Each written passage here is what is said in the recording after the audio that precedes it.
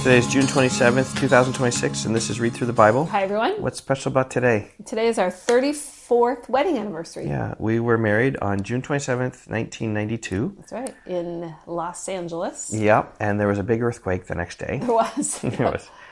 And the epicenter of which is where we took our honeymoon up in Lake Arrowhead. Right. Those were fun times. How are we going to celebrate our wedding anniversary today? So today we get to babysit 3 of our 7 grandkids, Yeah. and we get to. It's a pleasure and a blessing. What a privilege. What a privilege. Yep.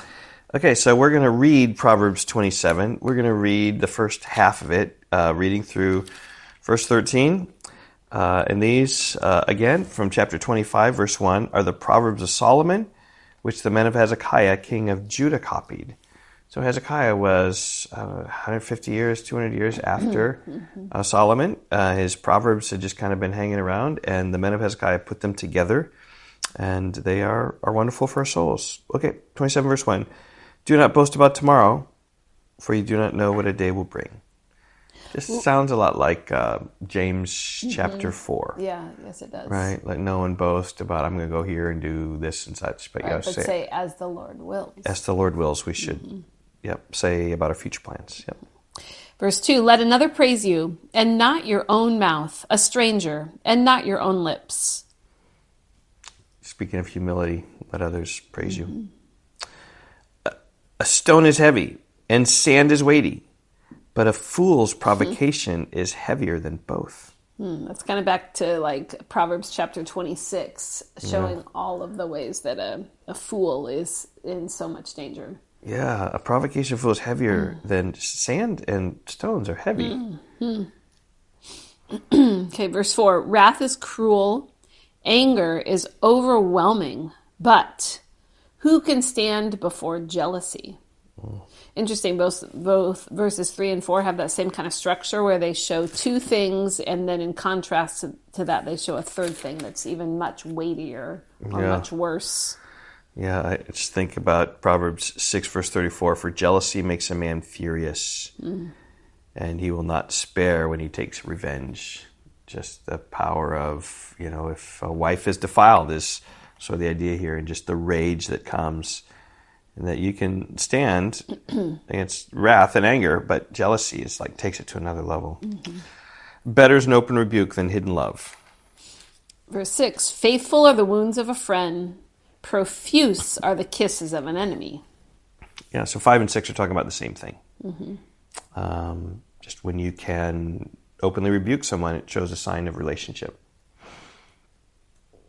Okay, verse 7 is a great psalm, great proverb that we've talked about much.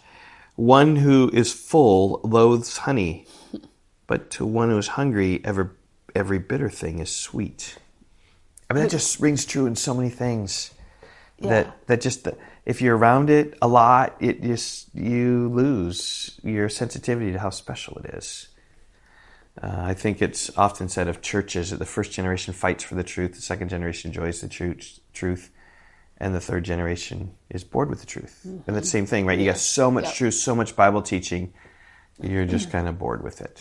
But the first generation, you're fighting for it. But when you get full of it, and it's true of food. You eat too much ice cream.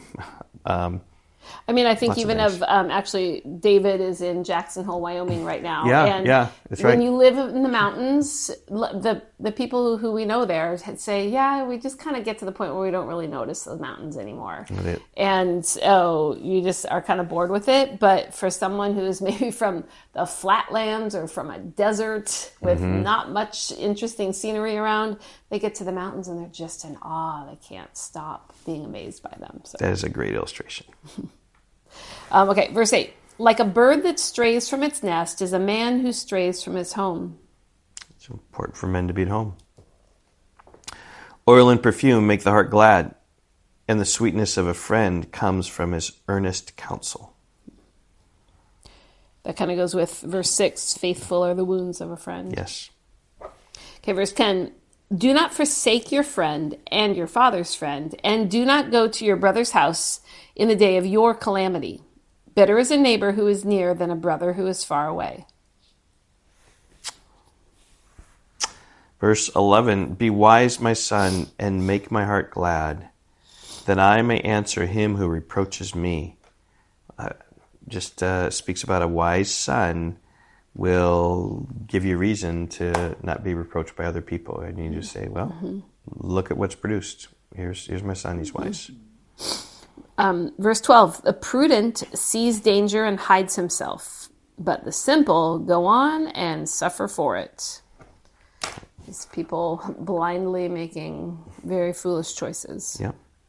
Verse 13, take a man's garment when he has put up security for a stranger, and hold it in pledge when he puts up security for an adulteress. Okay, we will see you tomorrow finishing this proverb. Okay, bye-bye. Goodbye.